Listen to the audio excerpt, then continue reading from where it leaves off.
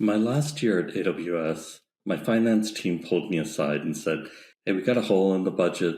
We need you to find $400 million of cost savings in your spend so that we have a better margin overall." That's a big number. So I'll tell you the three things I did and what I'd do if I were approaching that problem today.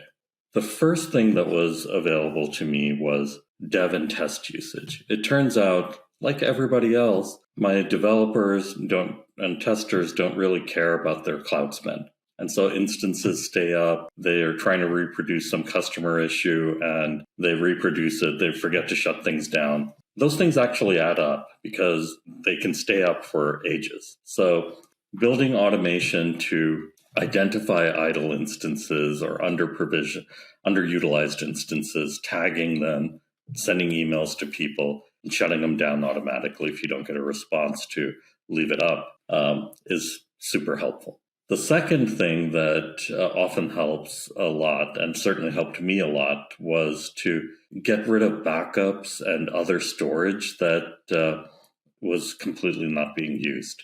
Now, you can't tell easily when somebody's going to use a backup or not.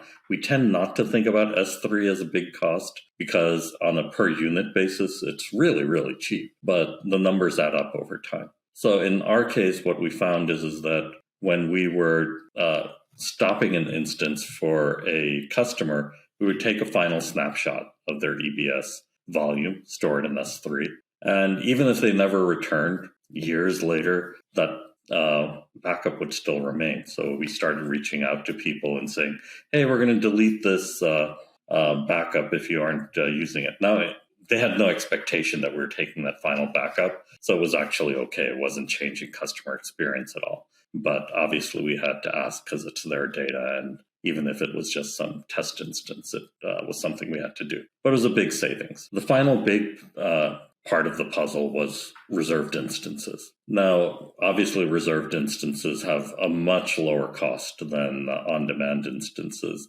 And it gives you an opportunity to buy reserved, even if you're selling on demand, because you're playing with the margin, right? I'm going to keep this capacity.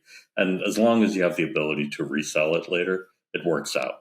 We specifically used convertible RIs for this because that let us shift between instance types if there was maybe misprediction about whether people were going to be buying more C5s or C6s or MC5s or so forth. And as long as we were growing, it worked out. That's how I got to my 400 million in that last year. And let's talk about what I'd do if I was dealing with that problem today. The first thing is that I'd have started with automating away idle instances because that's just pure unadulterated waste. No one should be doing that. No one should be allowing idle instances to stay up. The second thing I'd have to think about is really I was in this relatively luxurious place where my services were growing on average about 60%. So I had mispredicting reserved capacity was not that big a deal for me.